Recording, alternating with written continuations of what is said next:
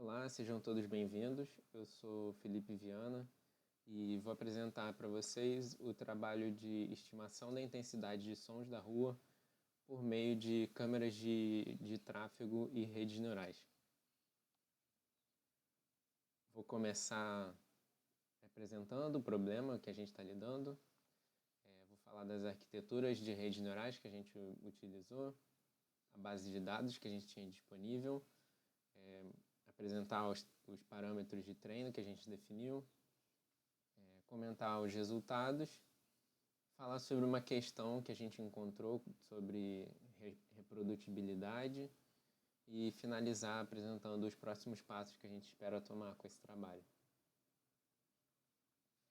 Bom, apesar de ser comumente ignorada, a poluição sonora é considerada um problema de saúde pública.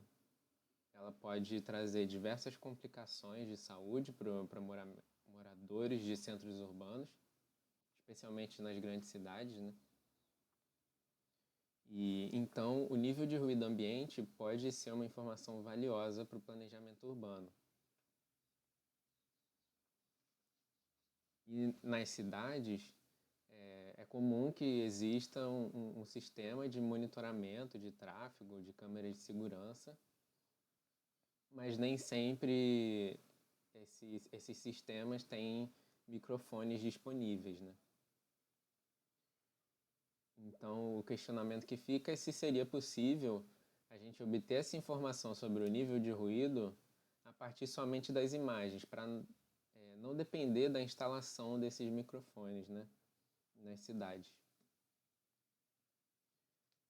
Mais do que isso, tendo acesso à filmagem dessas câmeras, as filmagens elas não possuem só a informação da imagem estática, né? Os vídeos têm variações, né? Então, teria como a gente incorporar essas informações temporais no processo também, na análise? E esse foi o estudo feito aqui na UFRJ que a gente está reproduzindo, justamente.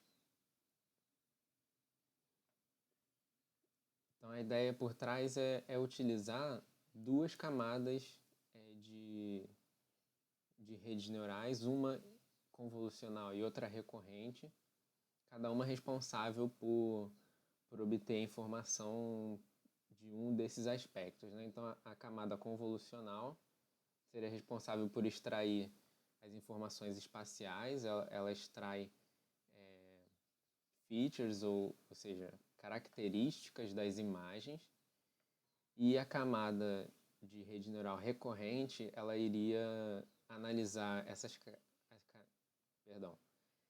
características ao longo do tempo. E na saída a gente teria uma camada densa para retornar para a gente a estimativa da pressão sonora naquele intervalo de filmagem, né? A camada convolucional seria pré-treinada em uma base de imagens para que ela já tenha as estruturas internas para conseguir extrair essas features dos frames. A base de dados que a gente tinha consistia de 38 vídeos de filmagem de um cruzamento, né, que somavam quase 1000 minutos aí.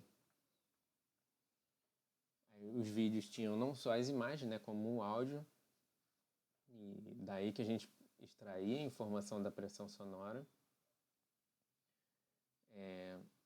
E essas gravações elas foram feitas tanto durante o dia quanto durante a noite. Então isso trazia uma variabilidade maior nos dados que a gente tinha.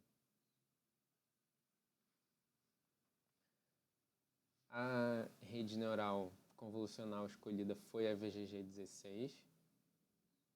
A arquitetura recorrente foi a LSTM. E a camada densa é uma camada fully connected comum, né? A gente utilizou a biblioteca de TensorFlow, a API do Keras, né, de Python. E para avaliar o desempenho, a gente fez validação cruzada usando como métrica o erro quadrático médio. Então, os dados foram divididos em 10 folds e essa divisão foi feita de maneira manual, assim, por inspeção mesmo, tentando equilibrar no conjunto a mesma proporção de vídeos de dia e noite nos conjuntos de treino e teste. E o computador onde o treino foi realizado, ele tinha 64 GB de RAM e 4 placas de vídeo GTX 1080 Ti com 11 GB de memória. Então, os resultados que nós obtivemos foram esses. Esses resultados são condizentes com o estudo feito anteriormente. E a gente pode ver que tem em todos os folds, existe uma melhora no desempenho da arquitetura quando a gente introduz essa camada recorrente junto da convolucional. A primeira linha é o resultado de treino usando só a camada convolucional e uma camada fully connected. E a segunda linha são os resultados após a introdução dessa camada recorrente.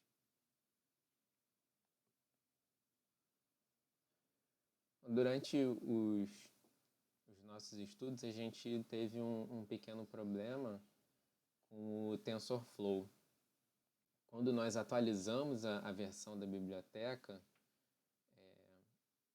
a gente não conseguia mais os resultados em que tinha essa melhora, né, no desempenho em relação a só a camada convolucional. Então, alguma coisa mudou na implementação das redes neurais ou das funções da biblioteca que nós não conseguimos descobrir o que era, que estava causando essa degradação do resultado. Então, por conta disso, a gente decidiu migrar para o PyTorch, que é uma outra biblioteca para treino de redes neurais, né? Com a expectativa de conseguir um maior controle sobre esses resultados. Então, esse seria um próximo passo, né? Terminar essa migração para o PyTorch e também explorar outras arquiteturas que possam servir para esse problema, né? Então, por exemplo, essa Slow Fast é uma arquitetura desenvolvida pensando justamente em processamento de vídeo e pode ser interessante avaliar como é que é o desempenho dela nesse problema. Pessoal, é isso que eu tinha para apresentar para vocês hoje. Muito obrigado pela atenção de todos. Tenham um ótimo dia.